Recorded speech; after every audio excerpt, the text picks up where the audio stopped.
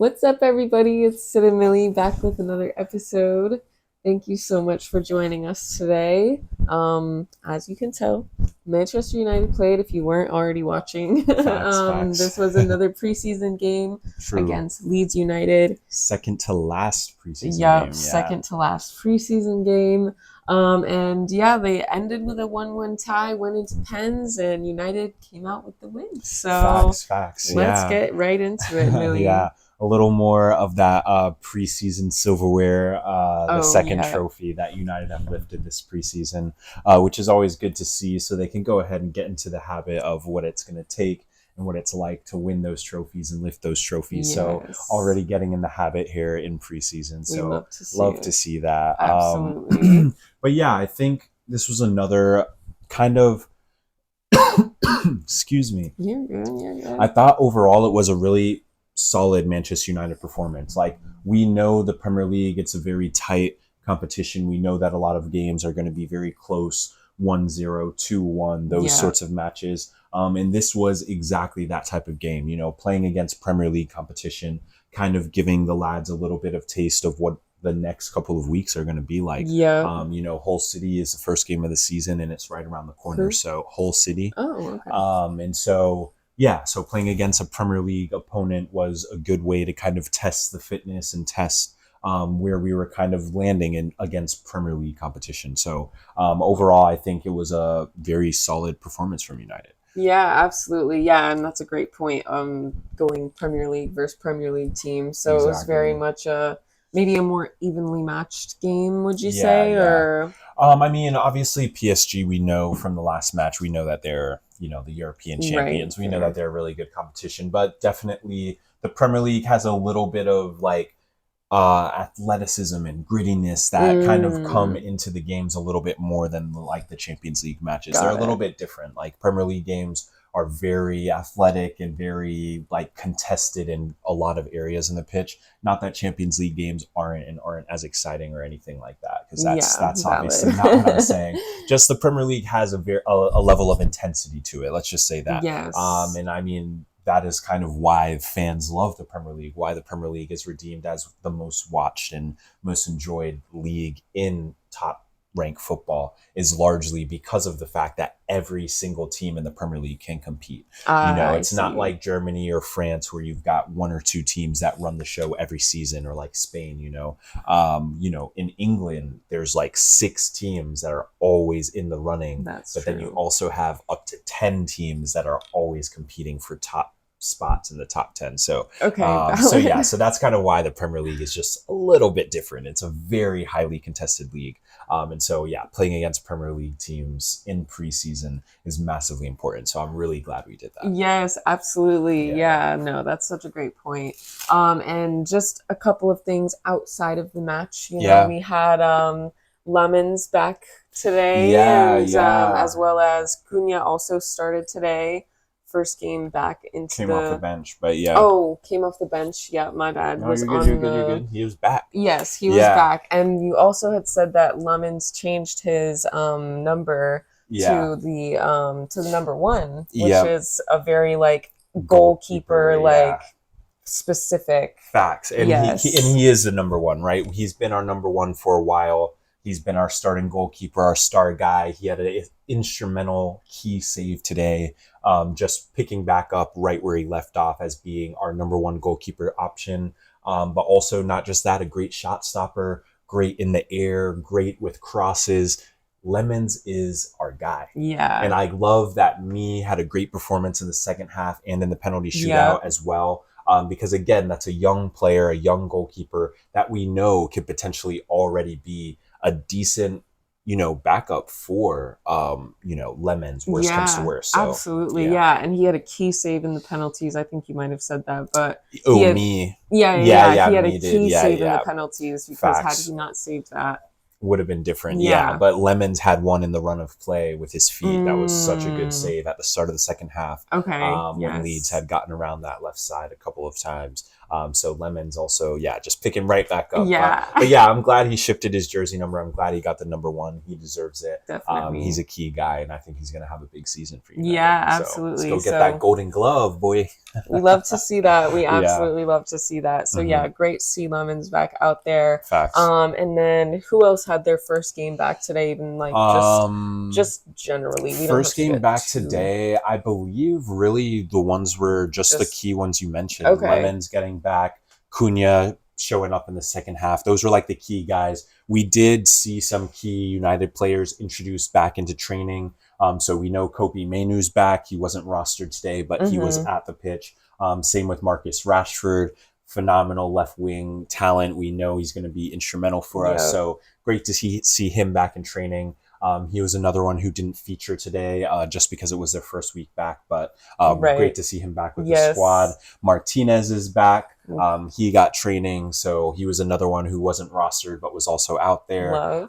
Same with Mathis de Ligt, also working his way back into fitness and back with the group, so great to see that as well. I'm trying to think of who else.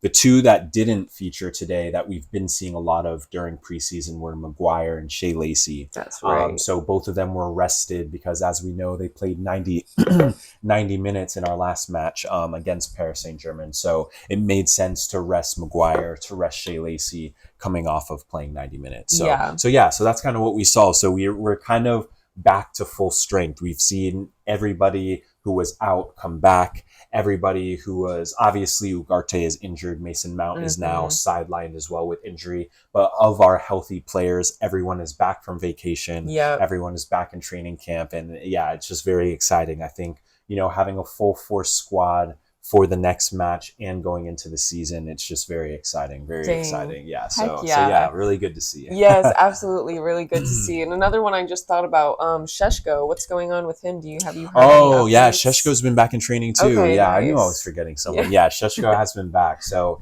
he is also someone who's looking like he'll probably be fit by the start of the Premier League. So really, really great for him. So excited to see that. Yeah, that's really exciting. Yeah. Okay, so that's kind of the outside of the game things facts, that I wanted to cover right before we got fully into the game. So thank you for your insight on all of that. Of course. And so do you want to start with the first half, or I know it was a little bit slow as in the second half? The first half. Let's get into the first half a little bit. So we saw a pretty solid starting 11 go forth, but also we kind of noted that Carrick was also acknowledging some of those strong performances throughout preseason. So we saw Tyler Fletcher get a start, which was pretty cool to see. We saw Harry Amos get a start at left back, which was great to see. And then we got Lenny Euro and Aiden Heaven as our center back combo. As we know, Maguire was rested. So that was really great. And of course, as you mentioned, Lemons was back and started in goal for us. Our midfield, we had our brilliant André Santos. He was partnered with Fletcher in the midfield as kind of the pivot, but we know Santos is more of like the 6, more of the defensive midfielder. Yes. Can you explain pivot to those of us? Well, typically if you have 2 midfielders that maybe it's not as quite defined which one is the 6 because you want them to be kind of interchanging and fluid, you would call them like a pivot. So essentially both of them are doing the role of the 6 and the 8. So they, depending on what side of the field, whatever their triggers may be for who goes and who stays, but they're interchangeable. So at some points in the first half, we saw Santos a little higher up the field and kind of getting in the mix into the attack. But at other parts of the half, we saw Fletcher a little higher up the field and Santos a little deeper. And then as well as in possession as well, when they're playing like the pivot, at times we'll see the center mids combine with each other because they might be in not necessarily the same line, but they might be close enough to each other where they might combine a little bit. So they're kind of interchangeable. And so this is like the pivot action. One goes, one stays, one goes, one stays. But they share that responsibility so that one of them, when the time allows, can be released to join the attack. Got it. Okay. We'll go over that in the tactical board a little bit more in later. A little bit. So that's typically how you'll play if you don't have like a designated 6 that's going to sit every single time. So fine, it can still work really well. well. So okay, great. and so that was the midfield. Yeah, so that was the midfield, and then of course we saw Ahmad in his position. Yeah, might as well call it the Ahmad position in right mid, or whatever you want to call it, right forward, whatever, right winger. Ahmad he was was out up there. there on the right. Yeah, we saw Xerxes in the 10, Brian Mbembo up top as our number 9, and on the left we saw Patrick Dorgu once again. So that was kind of how United started the game. And yeah, it was a pretty solid lineup. I think, good for Fletcher to get the start. He has played well throughout preseason. Good for Harry Amas to get the start as well, because he also has been really good. Yeah, absolutely. Yeah, and I feel like we saw a lot of really good, collaboration between Mbeumo and Xerxes today as well. I know we'll get more into the star players and as we go into the half. No, but I'm glad you brought that up, because something that I wanted to note is the intricate play with United. When United started taking over the game around the 10th minute mark, you could see the ideas that were in play. The intricacies in the passing, the playing in the tight spaces, the ability to switch the point of the attack when it's not on, the patience in the build-up to recognize that it wasn't worth first forcing a pass, but worth switching the point of the attack or playing to someone else. Like, it was just brilliant. Like, it was just so good. And yeah, Mbembo, Xerxes, their combination play was unbelievable. They're going to be such key players this season. Brian Mbembo especially, goal. He didn't score today, but got the assist, created the goal that we did score, and hit the crossbar as well. The goals are coming for Brian. Yes. I genuinely think Brian could really possibly go ahead and grab the top goal scorer for United this season. Okay. I feel like it's in his locker. As soon as he continues to lean into that selfishness, that hunger to score the goals himself, I think it's going to just open up more opportunities for him. Because here's the thing. If a defender is afraid that Brian Mbembo is going to shoot, right,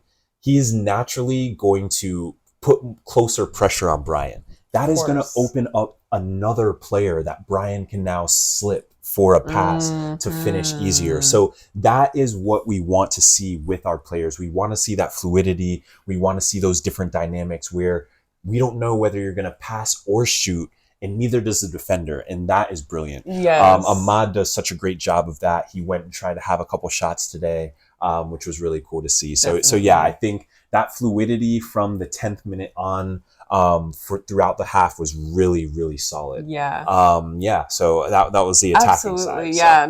Yeah, that's great. They were looking so good today. I feel like we just saw so much movement between them, between Ahmad with everyone up top.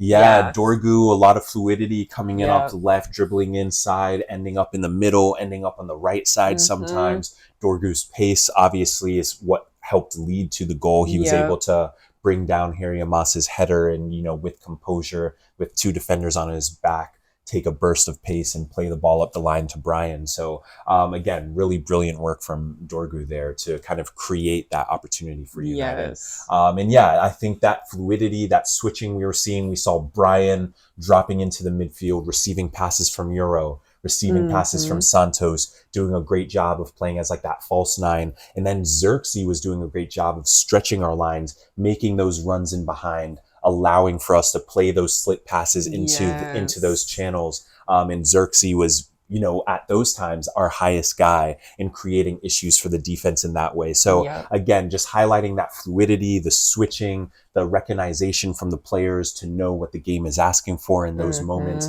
knowing when they should switch, when they should stretch, when they should show underneath. It's just all of these elements are just gelling so well together, especially in the first half. And I think, Carrick will be really, really happy with that overall performance. Okay, great. And then another thing I want to note, because it's very important to note, is the defensive side of the game as well.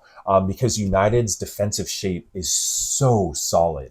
It is very difficult to break United down when they're in their proper defensive shape. I mean, yes, we gave up a goal. Yes, there were a couple opportunities in the second half, but we know that's going to happen, right? You're never going to fully prevent every opportunity from happening. That's just not the reality we live in. I mean, come on, every team gives up chances. I mean, yeah, it'd be absolutely impossible for you to just never give up a singular chance. Yeah, I mean, if that was the case, we could set Lemons up with a book and just a book and a chair and have him hang out there. But that's not the case. So we know that chances are going to happen, but the point is you limit those chances and make sure they're not full on big chances. You limit them to half chances, such as that. So the goal that Leeds did score, it came off of a little bit of a error from the midfield. Obviously, Fletcher being a young player, it was just one of those young moments. That's really all it was. It wasn't quite what the game was asking for. Gotcha. When a fast player is storming down on you, you got to be a little bit more safety first in that moment. And that's what was needed, just to put your foot through it, clear it, F it, whatever. Get it out or there. Get your body in front of it, actually take that first touch. Doing either of those things would have made the difference for Fletcher there. But inevitably, he knows that. I mean, Carrick's going to talk to him about that and let him know in the midfield, especially in certain positions, you can't necessarily let the ball run across your body. Just a little bit of a youth era. I don't really chalk that up to anything. We had some moments after Dan James won the ball back where we maybe could have put a play on it, but it just happened so quick. So a little bit unlucky from Fletcher, but it was Leeds did a good job of capitalizing on that mistake. In United, obviously, we know that those sorts of errors can't happen. Right? Like, that's just the reality. They just can't happen. You can't make mistakes when you're the deepest midfielder. It can't happen. So we know that. I think that was more of like an obvious thing. That wasn't like a systematic thing that happened, right? It wasn't like they broke us down and played through us and we weren't getting pressure on the ball. It wasn't anything like that. It was just a straight up error that led to a goal, and that's okay. It happens. It happens. No, that's true. So, Fletcher's got to keep his head up and just move on from it. It is what it is. It's preseason, right? Get it out now. Yeah, no, that's very true. That's very true. It's the best time to do it. Exactly. And again, United had opportunities to win the game. In the second half, once we saw our star power come in at the 60th minute mark, we saw Tielemans, we saw Bruno, we saw Cunha, we saw those sorts of guys get injected into the game. I know we made some halftime substitutions as well. We brought on Thompson, we brought on Collier in the midfield, and then we brought on Armour at center back, Harry Maguire. Also, while we're on the topic of Armour being a mimic of Harry Maguire, can we also talk about how Fletcher runs and maneuvers just like McTominay? I can't be the only United fan that is seeing this. I know you're seeing it. It's like I'm seeing McTominay. It doesn't help that he has the same number, but it's like the way he runs, the way he maneuvers on the pitch. I feel like I'm seeing McTominay. It's so weird because Armour does the same thing with Maguire. I feel like I'm seeing Maguire. I'm like, Harry? No, it's Armour. Now we just need those clutch McTominay goals in the last facts. Yeah, that would be so that would be nice. We do miss those. We need that injected. But I do feel like we have those sorts of players now in our locker. I know we've got Manu. Manu scored so many late goals for us. Brian's capable of game-changing moments. Cunha, we know, is a clutch player. Tielemans, he just had a massively clutch penalty for the Netherlands to send them through the next round in the World Cup. So we know he's great with high pressure situations. So and we know our captain, Bruno, fantastic. Of course. Don't even need a further explanation. I know, it's Bruno. It's Bruno. It's you Bruno. get it. You know. It's Bruno. It's Bruno, Muito obrigado, Bruno. Basically we know what our squad is capable of. We have so many players that are capable of changing the game. And when Bruno came on, he scored a goal, he hit the crossbar. The penalty, we scratched that. He's got to get the miss out now. He's got to get it out now. He did it now so that he won't miss any in the Premier League. Exactly. That was the point, getting it out of his system. Yeah, and he knew that. He was laughing on the way. He was high-fiving everyone Bruno on the was way smiling by, like this after laughing. Yeah, I mean, he knew. So I think the offsides goal they called back, it was inches, very, very, very close. And that would have been a brilliant goal. First time on his weak foot. I mean, unbelievable. And then the one that hit the crossbar, again, another brilliant chance for Bruno, just super unlucky. So again, we know Brian hit the crossbar. Ahmad had some shots. Dallo had a shot that was saved. So we have a lot of players that can challenge teams, challenge defenders, Definitely. and score goals. And I think that that's really, really special about this group. In Carrick, you can see he's giving the players not only the confidence, but the freedom to play in that way, to attack, to have those shots, to go at players, to dribble at players. And that's what I feel like we've been missing in the past. So I'm really glad that we're seeing Carrick bring back that attacking prowess to United. Yes, absolutely. Yeah, that's awesome. Yeah. Yeah, please go for it. Okay, so I guess I have a question about, like, I definitely can see the vision. I can see they're looking great. I can see all of that. I'm really excited. Do you have any, like, constructive feedback, I guess, or just like constructive thoughts in terms of even like any sort of the formation or players together or anything like that you've noticed that you're like, I feel like I would change this or anything like that? I don't know anything I would change off top, but I know, at the start of the second half, there were a few instances where we were getting played around on that left side where they were able to get in behind Harry and Moss and get those crosses in. A little of that comes from not having pressure on the ball. So if you don't have pressure on the ball, that allows that time and space to whip those, balls in behind. That can be hurtful for United. Because again, that save that Lemons had came off of one driven ball over the top and a one-touch cross. So 3 passes almost hurt us. So that isn't good enough, right?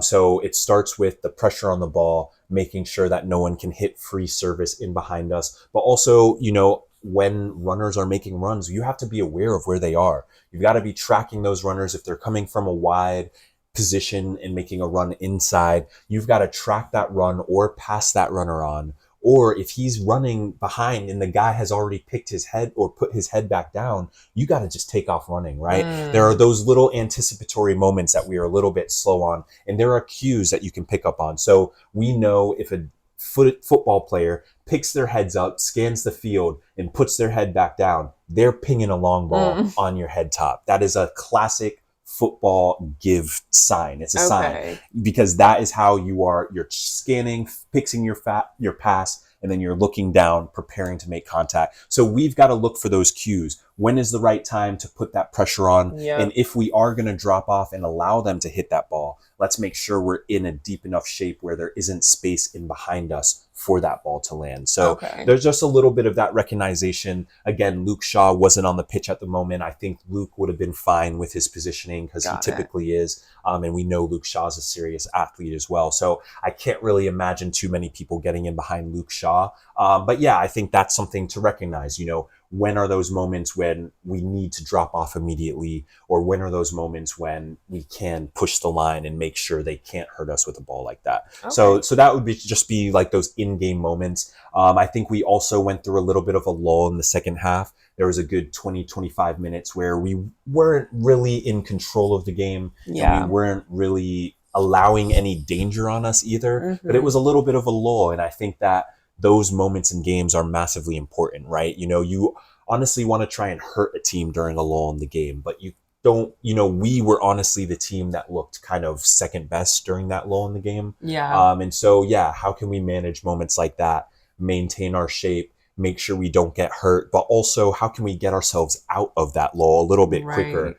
Because for that 20-minute span, we weren't really creating much. We couldn't really get Cunha on the ball. We couldn't really get him in dangerous positions. We weren't really finding Bruno in positions where he could hit those slip passes. So again, Premier League teams, they know who our star guys are. They are going to know that they have to watch Bruno. They're going to know they have to watch Brian Mbembo. They're going to always keep an eye on Cunha. So in those moments in games when those players are marked or man-marked or being clogged up, we've got to find other creative solutions. So I think that will be, a little bit of a challenge in the Premier League that we have to be cognizant of. When a team sits back in a low block and they aren't pressing us and aren't allowing us those spaces to attack, how will we break them down and prevent that lull from lasting too long?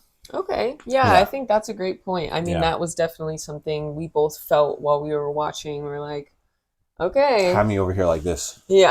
I was like, dang. Sinking deeper and deeper into the chair. It was a little bit, but again, like United didn't get hurt during that time period. Right. And then immediately afterwards, United took back over the game, picked up the pace, and started creating again. And that was when we saw Bruno have the chance, and then the second chance. So, we took back over control, but yeah, we just want to be careful in those moments. But again, I don't think it's like a tactical note or anything. It was just kind of what the game was giving as well, That's fair. Also, Leeds also made 10 substitutions at halftime and brought on more of their key guys as well. And so I think that also had a factor in the game too. There wasn't as many spaces with some of their key guys kind of closing down quickly and knowing who to mark and having that extra pace up top. A little bit of those added players, United had to key in on that. Yes. So we also had to adjust the maybe way we were approaching the game to make sure we weren't giving them anything soft either.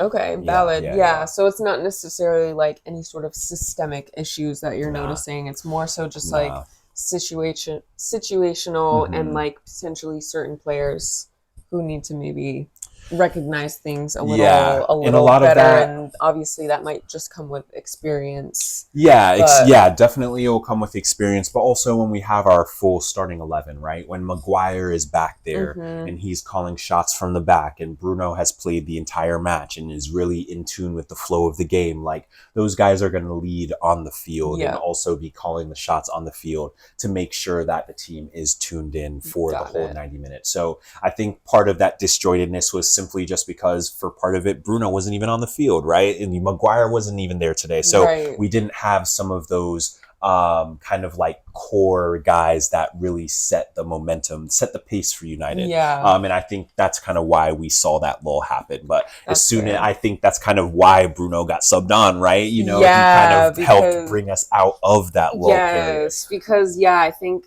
on that specific point, it's like you're missing that creative player out there who can bring the edge to the game, who can like pull the team out of the lull and out of that like kind of sleepy period. 100%. So I think like Bruno does that naturally. He's a great leader, so he'll be doing that in the next match. Maguire will be doing that when he's back. So those guys being on the field as well is going to help the squad a bunch. So, and that's kind of the interesting thing too with this whole preseason. We haven't really seen a core starting 11 actually start and play together yet. So it will be very interesting to see what Carrick does in our last preseason match against AC Milan, because this would be a great opportunity to give us kind of a test 11 to see what the test 11 looks like. And then maybe around 60 minutes, bring on, all of our potential key substitution players. That's kind of what I would expect, especially just because it's the last preseason match. You really want to get that fitness for peak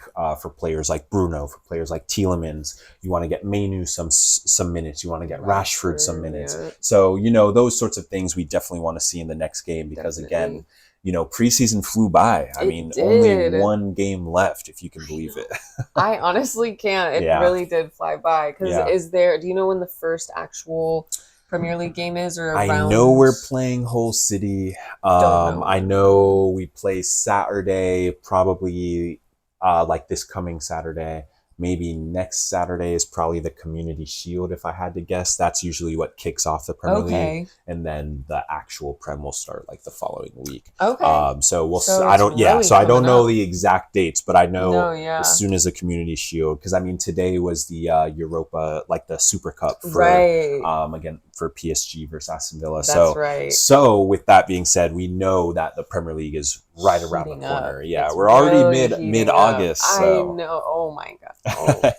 It's crazy. Don't even say that. It's crazy. This year has been flying by. For real, anyway, side note. but overall, Manchester United was definitely the better team in the game. I think we've seen more progression in the way Carrick wants to play. I think the lads are definitely in tune with the style of football that Carrick is instituting. And I think it's really exciting. I mean, we're seeing so many combinations from so many players, whether it's Santos with his passes through the lines. We're seeing our center backs having confidence to clip, those long diagonals to jumpstart our attack. We've seen Tielemans, we've seen Bruno, we've seen Ahmad. We've seen so many positive actions from Brian and Membo and Xerxes. It's just been a fantastic preseason. And I think it's all culminating brilliantly for the actual season that's coming up here shortly. The lads have been tested. They've gotten good fitness. The games have been tight.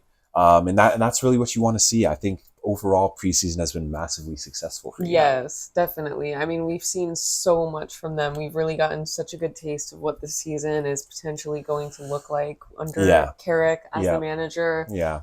So I think that's been really exciting. It's been super fun watching them play. Yeah. It has. So I'm really excited about what they're about to be doing in the actual season. I know there's one more preseason game left, so maybe we're jumping ahead a little bit thinking about this. But no, I'm really excited based on what we've seen so far. True. And I'm alexcited just to get into the real season. I know, dying for it. We're ready. We're ready.